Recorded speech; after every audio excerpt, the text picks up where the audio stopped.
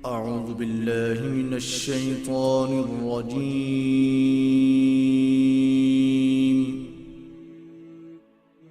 بسم الله الرحمن الرحيم. شروع اللہ کا نام لے کر جو بڑا مہربان نہایت رحم والا ہے.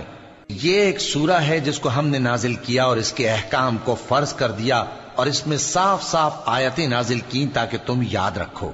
بدکاری کرنے والی عورت اور بدکاری کرنے والا مرد جب ان کی بدکاری ثابت ہو جائے تو دونوں میں سے ہر ایک کو 100 درے مارو. اور اگر تم اللہ اور روز آخر پر ایمان رکھتے ہو تو اللہ کے قانون کو نافذ کرنے میں تمہیں ان پر ہرگز ترس نہ آئے، اور چاہیے کہ ان کی سزا کے وقت مسلمانوں کی ایک جماعت بھی موجود ہو. بدکار مرد تو بدکار یا مشرک عورت کے سوا کسی سے نکاح نہیں کرتا، اور بدکار عورت کو بھی بدکار یا مشرک مرد کے سوا اور کوئی نکاح میں نہیں لاتا. اور یہ یعنی بدکار عورت سے نکاح کرنا مومنوں پر حرام ہے. اور جو لوگ پرہیزگار عورتوں کو بدکاری کا عیب لگائیں اور اس پر 4 گواہ نہ لائیں تو ان کو 80 درے مارو اور کبھی ان کی شہادت قبول نہ کرو، اور یہی بد کردار ہیں. ہاں، جو اس کے بعد توبہ کر لیں اور اپنی حالت سنوار لیں تو اللہ بھی بخشنے والا ہے، مہربان ہے. اور جو لوگ اپنی بیویوں پر بدکاری کی تہمت لگائیں اور خود ان کے سوا اور گواہ نہ ہوں تو ہر ایک کی شہادت یہ ہے کہ پہلے تو 4 بار اللہ کی قسم کھائے کہ بے شک وہ سچا ہے، اور 5ویں بار یہ کہے کہ اگر وہ جھوٹا ہو تو اس پر اللہ کی لعنت. اور عورت سے سزا کو یہ بات ٹال سکتی ہے کہ وہ پہلے 4 بار اللہ کی قسم کھائے کہ بے شک یہ جھوٹا ہے، اور 5ویں دفعہ یوں کہے کہ اگر یہ سچا ہو تو مجھ پر اللہ کا غضب نازل ہو. اور اگر تم پر اللہ کا فضل اور اس کی مہربانی نہ ہوتی تو بہت سی خرابیاں پیدا ہو جاتی. اور یہ کہ اللہ توبہ قبول کرنے والا ہے،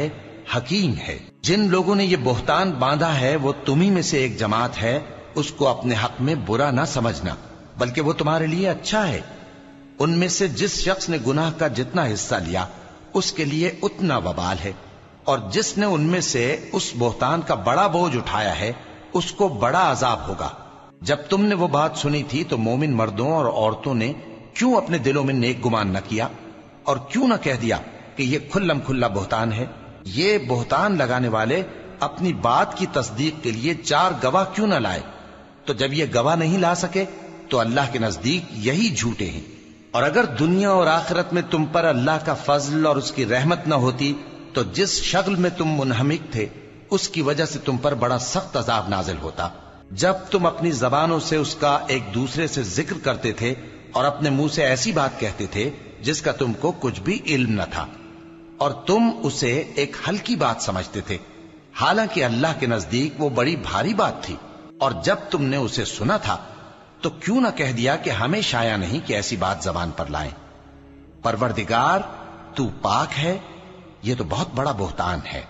اللہ تمہیں نصیحت کرتا ہے کہ اگر مومن ہو تو پھر کبھی ایسا کام نہ کرنا، اور اللہ تمہارے سمجھانے کے لیے اپنی آیتیں کھول کھول کر بیان فرماتا ہے، اور اللہ جاننے والا ہے، حکمت والا ہے. جو لوگ اس بات کو پسند کرتے ہیں کہ مومنوں میں بے حیائی یعنی تہمت بدکاری کی خبر پھیلے، ان کو دنیا اور آخرت میں دکھ دینے والا عذاب ہوگا. اور اللہ جانتا ہے اور تم نہیں جانتے. اور اگر تم پر اللہ کا فضل اور اس کی رحمت نہ ہوتی تو کیا کچھ نہ ہوتا، مگر وہ کریم ہے. اور یہ کہ اللہ نہایت مہربان ہے، رحیم ہے. مومنوں، شیطان کے قدموں پر نہ چلنا، اور جو شخص شیطان کے قدموں پر چلے گا تو شیطان تو بے حیائی کی باتیں اور برے کام ہی بتائے گا. اور اگر تم پر اللہ کا فضل اور اس کی مہربانی نہ ہوتی تو ایک شخص بھی تم میں پاک نہ ہو سکتا، مگر اللہ جس کو چاہتا ہے پاک کر دیتا ہے. اور اللہ سننے والا ہے، جاننے والا ہے. اور جو لوگ تم میں صاحب فضل اور صاحب مال ہیں وہ اس بات کی قسم نہ کھائیں کہ رشتہ داروں اور محتاجوں اور وطن چھوڑ جانے والوں کو کچھ نہیں دیں گے، اور ان کو چاہیے کہ معاف کر دیں اور درگزر کریں. کیا تم پسند نہیں کرتے کہ اللہ تم کو بخش دے؟ اور اللہ تو بخشنے والا ہے، مہربان ہے. جو لوگ پرہیزگار اور برے کاموں سے بے خبر اور ایماندار عورتوں پر بدکاری کی تہمت لگاتے ہیں ان پر دنیا اور آخرت دونوں میں لعنت ہے اور ان کو سخت عذاب ہوگا، یعنی قیامت کے روز جس دن ان کی زبانیں اور ہاتھ اور پاؤں سب ان کے کاموں کی گواہی دیں گے، اس دن اللہ ان کو ان کے اعمال کا پورا پورا اور ٹھیک ٹھیک بدلہ دے گا، اور ان کو معلوم ہو جائے گا کہ اللہ برحق اور حق کو ظاہر کرنے والا ہے۔ ناپاک عورتیں ناپاک مردوں کے لیے ہیں اور ناپاک مرد ناپاک عورتوں کے لیے، اور پاک عورتیں پاک مردوں کے لیے ہیں اور پاک مرد پاک عورتوں کے لیے۔ یہ پاک لوگ ان جھوٹوں کی باتوں سے بری ہیں اور ان کے لیے بخشش اور نیک روزی ہے۔ مومنوں، اپنے گھروں کے سوا دوسرے لوگوں کے گھروں میں گھر والوں سے اجازت لیے اور ان کو سلام کیے بغیر داخل نہ ہوا کرو، یہ تمہارے حق میں بہتر ہے، اور ہم یہ نصیحت اس لیے کرتے ہیں کہ شاید تم یاد رکھو۔ پھر اگر تم گھر میں کسی کو موجود نہ پاؤ تو جب تک تم کو اجازت نہ دی جائے اس میں مت داخل ہو، اور اگر یہ کہا جائے کہ اس وقت لوٹ جاؤ تو لوٹ جایا کرو، یہ تمہارے لیے بڑی پاکیزگی کی بات ہے، اور جو کام تم کرتے ہو اللہ سب جانتا ہے۔ ہاں، اگر تم کسی ایسے مکان میں جاؤ جس میں کوئی نہ بستا ہو اور اس میں تمہارا اسباب رکھا ہو تو تم پر کچھ گناہ نہیں، اور جو کچھ تم ظاہر کرتے ہو اور جو پوشیدہ کرتے ہو اللہ کو سب معلوم ہے۔ مومن مردوں سے کہہ دو کہ اپنی نظریں نیچی رکھا کریں اور اپنی شرمگاہوں کی حفاظت کیا کریں، یہ ان کے لیے بڑی پاکیزگی کی بات ہے، اور جو کام یہ کرتے ہیں اللہ ان سے خبردار ہے۔ اور مومن عورتوں سے کہہ دو کہ وہ بھی اپنی نگاہیں نیچی رکھا کریں اور اپنی شرمگاہوں کی حفاظت کیا کریں، اور اپنی آرائش یعنی زیور کے مقامات کو ظاہر نہ ہونے دیا کریں مگر جو اس میں سے کھلا رہتا ہو، اور اپنے سینوں پر اوڑھنیاں اوڑھے رہا کریں، اور اپنے خاوند اور باپ اور خسر اور بیٹوں اور خاوند کے بیٹوں اور بھائیوں اور بھتیجوں اور بھانجوں اور اپنی جیسی مومن عورتوں اور لونڈی غلاموں کے سوا نیز ان خدام کے جو عورتوں کی خواہش نہ رکھیں، یا ایسے لڑکوں کے جو عورتوں کے پردے کی چیزوں سے واقف نہ ہوں۔ غرض ان لوگوں کے سوا کسی پر اپنی زینت اور سنگھار کے مقامات کو ظاہر نہ ہونے دیں، اور اپنے پاؤں ایسے طور سے زمین پر نہ مارے کہ جھنکار کانوں میں پہنچے اور ان کا پوشیدہ زیور معلوم ہو جائے۔ اور مومنوں، سب اللہ کے آگے توبہ کرو تاکہ فلاح پاؤ، اور اپنی قوم کی بیوہ عورتوں کے نکاح کر دیا کرو، اور اپنے غلاموں اور لونڈیوں کے بھی جو نیک ہوں نکاح کر دیا کرو۔ اگر وہ مفلس ہوں گے تو اللہ ان کو اپنے فضل سے غنی کر دے گا، اور اللہ بہت وسعت والا ہے، سب کچھ جاننے والا ہے۔ اور جن کو بیاہ کا مقدور نہ ہو وہ پاک دامنی کو اختیار کیے رہیں یہاں تک کہ اللہ ان کو اپنے فضل سے غنی کر دے۔ اور جو غلام تم سے مکاتبت یعنی مال دے کر پروانہ آزادی کی تحریر چاہیں، اگر تم ان میں صلاحیت اور نیکی پاؤ تو ان سے مکاتبت کر لو، اور اللہ نے جو مال تم کو بخشا ہے اس میں سے ان کو بھی دو۔ اور اپنی باندیوں کو اگر وہ پاک دامن رہنا چاہیں تو دنیاوی زندگی کے فوائد حاصل کرنے کے لیے بدکاری پر مجبور نہ کرنا، اور جو ان کو مجبور کرے گا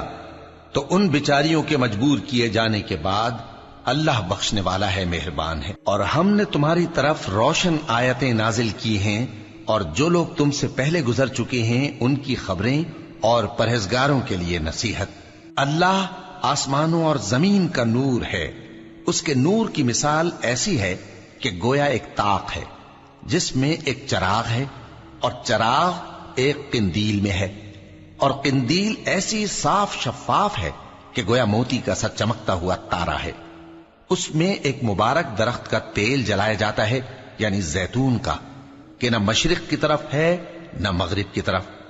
ایسا معلوم ہوتا ہے کہ اس کا تیل خواہ آگ اسے نہ بھی چھوئے جلنے کو تیار ہے، بڑی روشنی پر روشنی ہو رہی ہے۔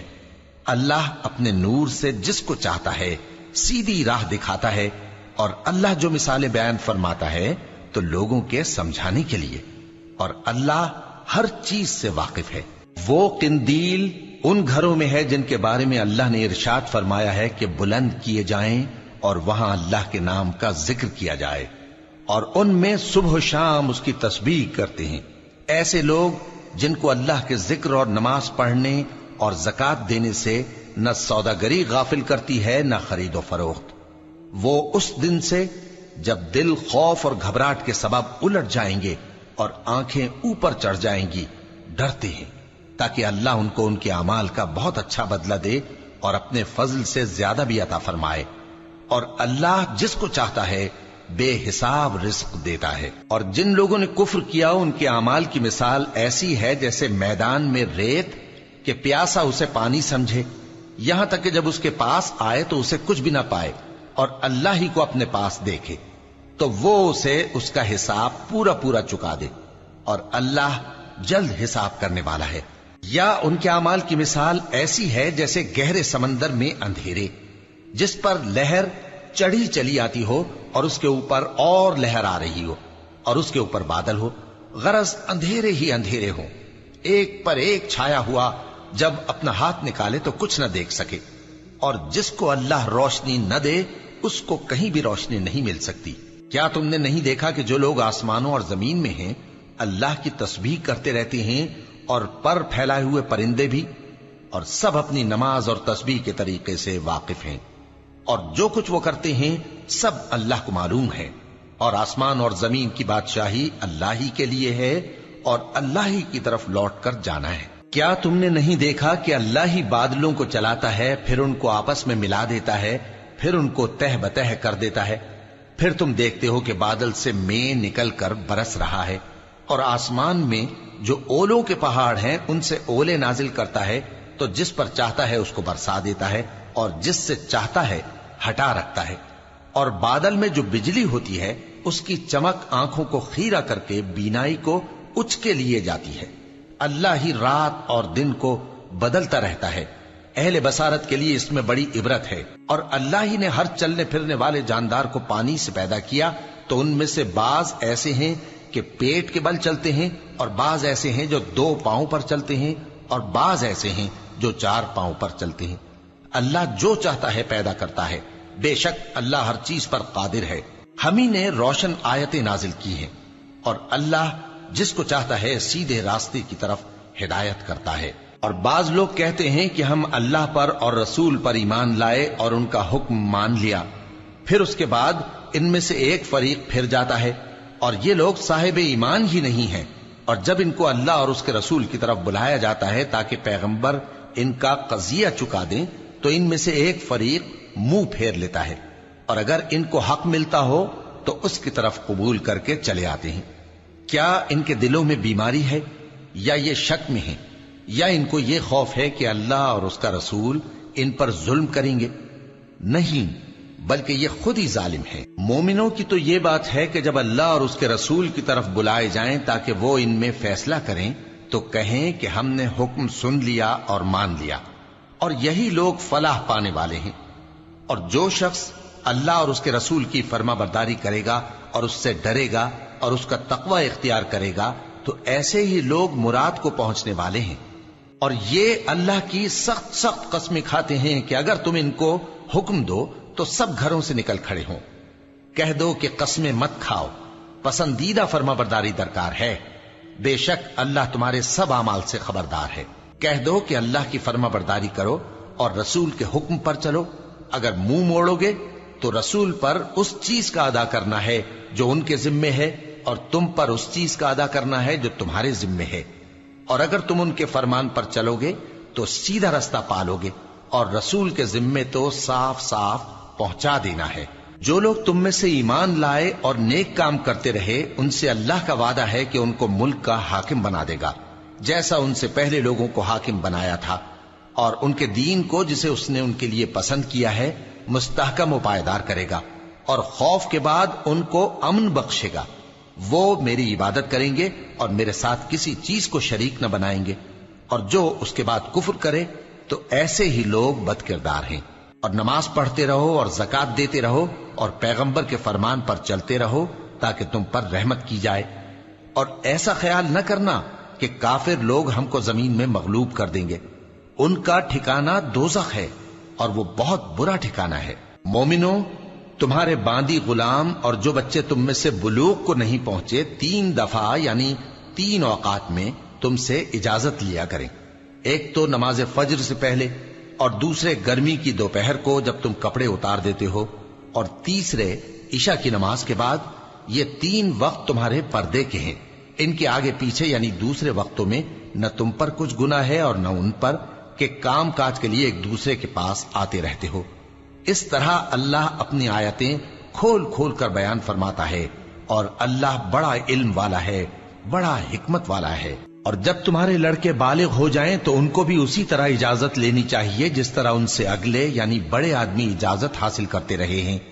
اس طرح اللہ تم سے اپنی آیتیں کھول کھول کر بیان فرماتا ہے، اور اللہ جاننے والا ہے، حکمت والا ہے۔ اور بڑی عمر کی عورتیں جن کو نکاح کی توقع نہیں رہی اور وہ زائد کپڑے اتار کر سر ننگا کر لیا کریں تو ان پر کچھ گناہ نہیں، بشرطے کہ اپنی زینت کی چیزیں نہ ظاہر کریں، اور اگر اس سے بھی بچیں تو یہ ان کے حق میں بہتر ہے، اور اللہ سنتا ہے، جانتا ہے۔ نہ تو اندھے پر کچھ گناہ ہے اور نہ لنگڑے پر اور نہ بیمار پر اور نہ خود تم پر کہ اپنے گھروں سے کھانا کھاؤ، یا اپنے باپ دادا کے گھروں سے، یا اپنی ماؤں کے گھروں سے، یا بھائیوں کے گھروں سے، یا اپنی بہنوں کے گھروں سے، یا اپنے چچاؤں کے گھروں سے، یا اپنی پھوپھیوں کے گھروں سے، یا اپنے ماموؤں کے گھروں سے، یا اپنی خالاؤں کے گھروں سے، یا اس گھر سے جس کی کنجیاں تمہارے ہاتھ میں ہوں، یا اپنے دوستوں کے گھروں سے۔ اور اس کا بھی تم پر کچھ گناہ نہیں کہ سب مل کر کھانا کھاؤ یا جدا جدا۔ پھر جب گھروں میں جایا کرو تو اپنے گھر والوں کو سلام کیا کرو، یہ اللہ کی طرف سے مبارک اور پاکیزہ تحفہ ہے۔ اس طرح اللہ اپنی آیتیں کھول کھول کر بیان فرماتا ہے تاکہ تم سمجھو۔ مومن تو وہ ہیں جو اللہ پر اور اس کے رسول پر ایمان لائے، اور جب کبھی ایسے کام کے لیے جو جمع ہو کر کرنے کا ہو پیغمبر کے پاس جمع ہوں تو ان سے اجازت لیے بغیر چلے نہیں جاتے۔ اے پیغمبر، جو لوگ تم سے اجازت حاصل کرتے ہیں وہی اللہ پر اور اس کے رسول پر ایمان رکھتے ہیں، سو جب یہ لوگ تم سے کسی کام کے لیے اجازت مانگا کریں تو ان میں سے جسے چاہا کرو اجازت دے دیا کرو، اور ان کے لیے اللہ سے بخشش مانگا کرو، کچھ شک نہیں کہ اللہ بخشنے والا ہے، مہربان ہے۔ مومنو، پیغمبر کے پکارنے کو ایسا خیال نہ کرنا جیسا تم آپس میں ایک دوسرے کو پکارتے ہو، بے شک اللہ کو وہ لوگ معلوم ہیں جو تم میں سے آنکھ بچا کر کھسک جاتے ہیں۔ تو جو لوگ ان کے حکم کی مخالفت کرتے ہیں ان کو ڈرنا چاہیے کہ ایسا نہ ہو کہ ان پر کوئی آفت پڑ جائے یا تکلیف دینے والا عذاب نازل ہو۔ دیکھو، جو کچھ آسمانوں اور زمین میں ہے سب اللہ ہی کا ہے، جس طریق پر تم ہو وہ اسے جانتا ہے، اور جس روز لوگ اس کی طرف لوٹائے جائیں گے تو جو عمل وہ کرتے رہے وہ ان کو بتا دے گا، اور اللہ ہر چیز سے واقف ہے۔